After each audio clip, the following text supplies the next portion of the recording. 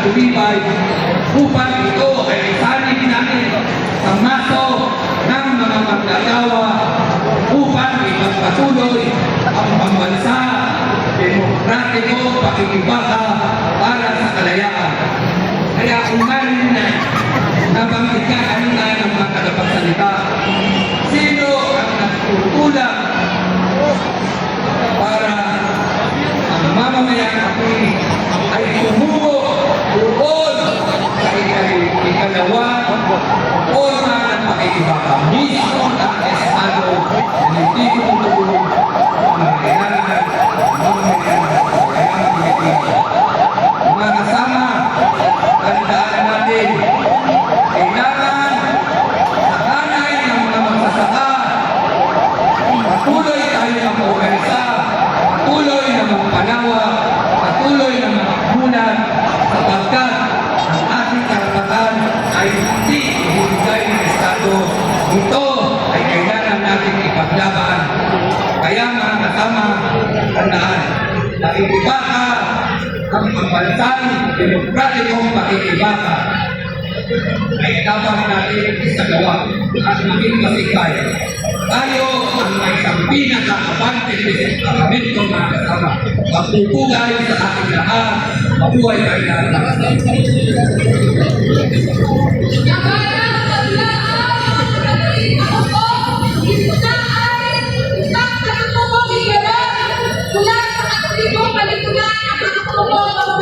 Pilipinas at ngayon Oktubre po ay buwan ng pagsasaka.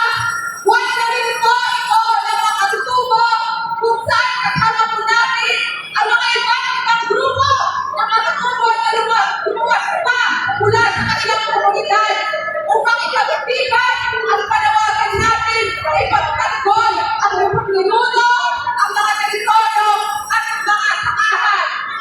Ngunit aming tatanungin, ano ba ang tugon ng Estado at ng Estado sa aming pakikibangan ng mga pambansang Gloria, sa aming pagtaas namin mga kabaong at pagtaas namin mga usahay? Ang tugon po nila sa amin ay bala, balin, militarisasyon, pakisat, terorismo. Kinukumpli na po ng teknology ng pambansang Gloria ang pulisan at ang militar pagsusupi ng pagpaprotesta ng mga magsasaka at mga katutubo. Kumakailan lamang po kung nakalitaan nyo. Bumalik po ang korte at ang pulisan ng temporary restraining order sa mga nagpaprotesta sa tumang Belmonte Revolucionaria na kanilang laban tungkol sa Warlord Corporation. Pinakita mo natin Dami yan. Isa nagpasilong lang yung iba. at kumapanin na rin sa mga dayuhang korporasyon kumarap po sa mga bukal at mga kakatubo at magsasaka. Ang mga militar at mga kapulisan naman ay nagiging armas sa mga ito. Nagiging armas sa pagpaprotesta sa kanilang mga interes. Ngunit hindi ito natatakot ang kalakasan ng Estado ng mga kasama. Kasi ito, una po ang nakapulong.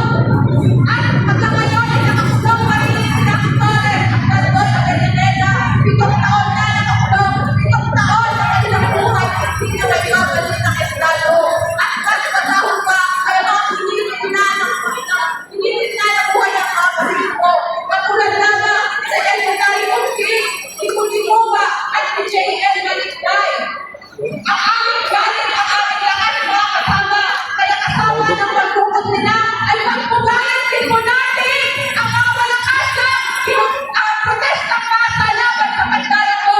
Pagpugayan po natin ang mga mamamayan ng Tupac del Norte sa kanilang laban sa Warlord Corporation. Pagpugayan natin ang mga mangyan sa kanilang laban sa Militan Corporation. Pagpugayan ang mga magsasaka Bukidnon tupagdugan sila ng grabe ng plantasyon. At pagpugayan natin ang mga pambansang Gloria na tuloy-tuloy bumalatan sa paglalakot sa kanilang pag-iisila po ang kasaunahan ng laban sa para sa lupa at buhay. Alalahanin natin mga kasama na natin makatalungan ang ating paglaban.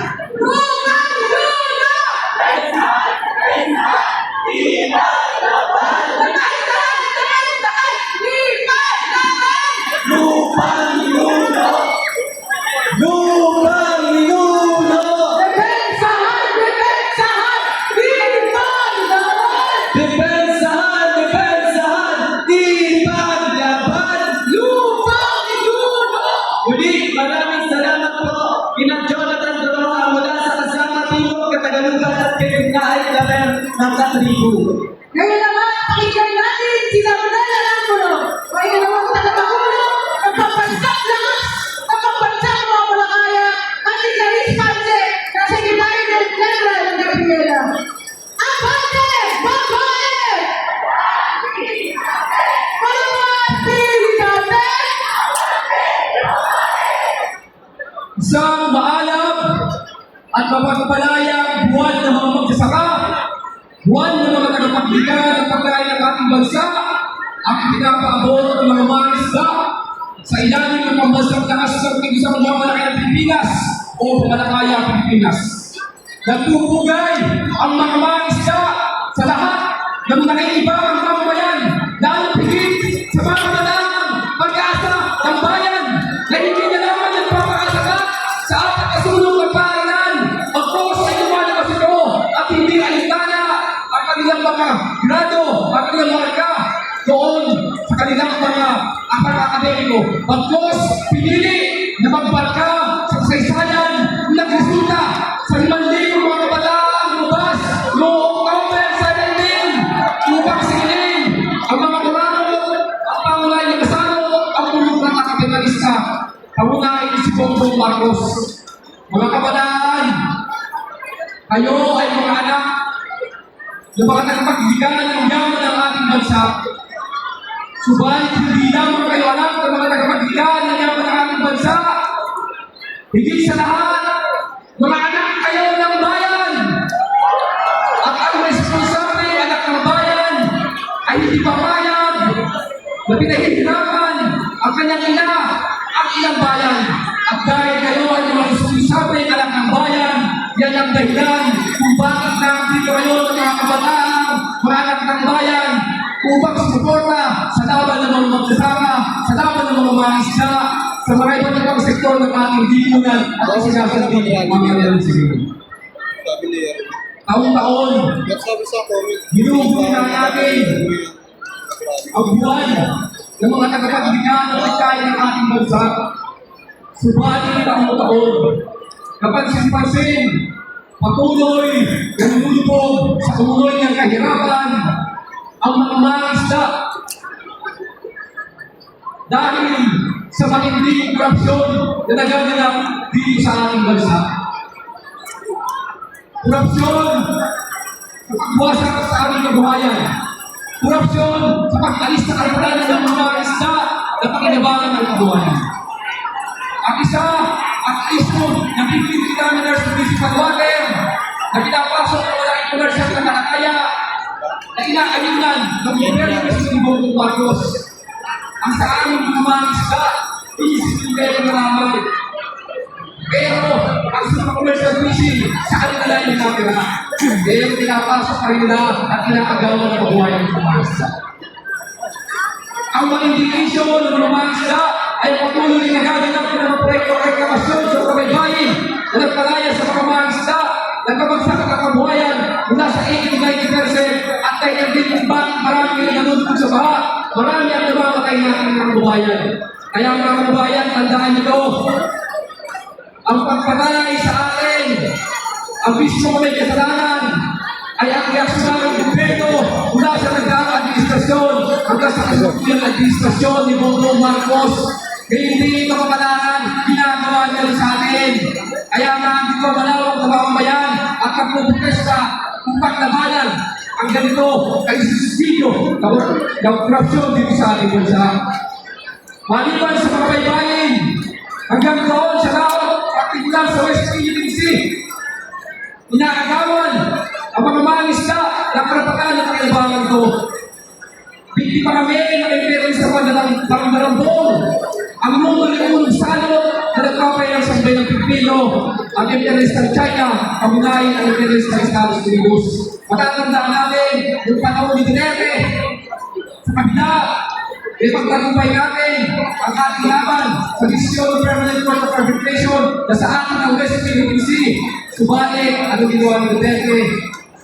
Naging sunod-sunuran siya doon sa kanyang tao ng Palestine tayo. Marami mga mangisda hinahas, marami ang mga namatay. At ngayon sa panahon ni Bongbong Marcos, walang pag-inatisa kay Duterte, parin pumunta ng imperialismo.